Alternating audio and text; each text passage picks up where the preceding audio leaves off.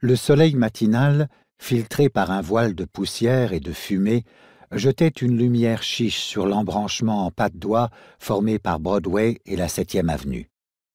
La chaussée de terre battue, parsemée de nids de poules et damée par le passage des chevaux et des carrioles, était aussi dure que du ciment.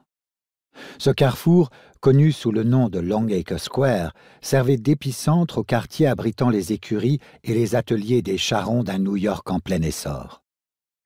En ce froid matin d'automne, Longacre Square était calme, et personne ne prêta attention à la jeune femme aux cheveux courts, vêtue d'une robe violette de coupe étrange, qui venait d'émerger d'une ruelle.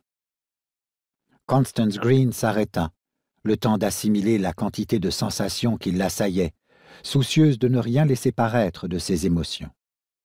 Le spectacle qui s'offrait à ses yeux, avec ses bruits et ses odeurs, fit remonter à sa mémoire une multitude de souvenirs lointains. Les effluves de la ville la subjuguèrent en tout premier lieu. Un mélange de terre, de transpiration, de crottin de cheval, de fumée de poêle à charbon, d'urine, de cuir et de viande grillée. Le tout souligné par une odeur piquante d'ammoniac. Cette première impression passée, elle détailla un décor autrefois familier qui lui semblait désormais étranger. Les poteaux télégraphiques dangereusement penchés, les réverbères à gaz dressés au coin des rues, les voitures à cheval et les chariots rangés le long des trottoirs, le délabrement général de l'espace urbain. À l'évidence, la ville poussait à une telle vitesse qu'elle peinait à soutenir le rythme de sa propre croissance. Le plus étrange était toutefois l'absence notable de la rumeur associée au Manhattan des temps modernes.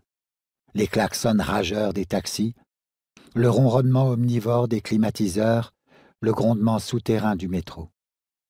Par comparaison, les sabots des chevaux, les cris et les rires, les coups de fouet des cochers, les notes de piano acide échappées d'un saloon voisin étaient presque synonymes de calme. Constance était si bien habituée au gratte-ciel de Manhattan qu'elle éprouvait les plus grandes difficultés à reconnaître cette ville peuplée, à perte de vue, d'immeubles de 2 ou 3 étages.